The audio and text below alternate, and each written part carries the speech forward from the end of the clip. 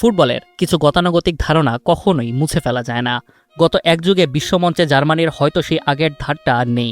প্রতিপক্ষকে যারা দুমড়ে মুচড়ে ফেলত একটা জয়ের পথে, অথচ জার্মানি গ্রুপ পর্ব থেকেই বাদ পড়েছিল 2018 রাশিয়া ও 2022 কাতার বিশ্বকাপে।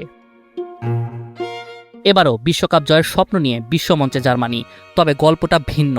এক ম্যাচ হাতে রেখেই এবার নকআউট পর্বে তারা। জার্মানি এমন একটা দল যারা যে কোনো সময় ঘুরে দাঁড়াবে, সেই স্বর্ণালী সময়ের পুনরাবৃত্তি ঘটাবে, যেমনটা সুইজারল্যান্ডের ওয়াংডর্ফ থেকে ওয়েস্ট জার্মানি ঘুরে একবিংশ শতাব্দীর জাপান আর মারাকানার মাঠে ঘটিয়েছিল। আইভরি কোস্টের দিওমান্দের কথায় আসা যাক। ইয়ান দিওমান্দে আবারও একটি প্রাণবন্ত খেলা উপহার দিয়েছেন, যেখান থেকে আইভরি কোস্ট আসলেই একটি চমক দেখিয়ে দেয় এবং ম্যাচের মাত্র 30 মিনিটেই খেলাটা নিজের করে নিয়েছিল। ভিশন QD মিনি LED টিভিতে আছে MEMC এবং DBX টিভি সহ লেটেস্ট সব টেকনোলজি। Vision television. আর এখন এমন একজনের কথা বলা যাক যে জার্মানিকে বাঁচিয়েছে, উদ্ধার করেছে, ভদ্রলোক ডেনিস উন্দাফ। আইভরি কোস্ট একটি সুবিধাজনক ম্যাচ অবস্থানে যখন অটল ছিল, ঠিক তখনই নাগেলসম্যান দাবার চাল বদলেছেন। উন্দাফ, যাকে সুপার সাব বলাই যায়, তাকে মাঠে নামিয়েছেন, সঙ্গে যোগ করেছিলেন নাদিম আমিরিকে। আর তাদের যৌথ প্রচেষ্টায় মাঠে নামার মাত্র 8 মিনিটেই জার্মানি প্রথম গোলের দেখা পায়। পরের গোলের আলাপে যাওয়ার আগে ডেনিস উন্দাফকে নিয়ে এমন কিছু জানা দরকার।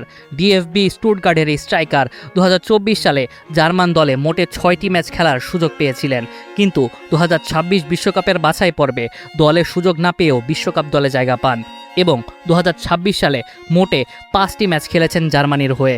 গোল করেছেন প্রত্যেকটায়, অর্থাৎ 5 ম্যাচে 6 গোল আর 3 অ্যাসিস্ট তাকে নাগেলসম্যানের ভরসার পাত্র বানাচ্ছে দিনে দিনে।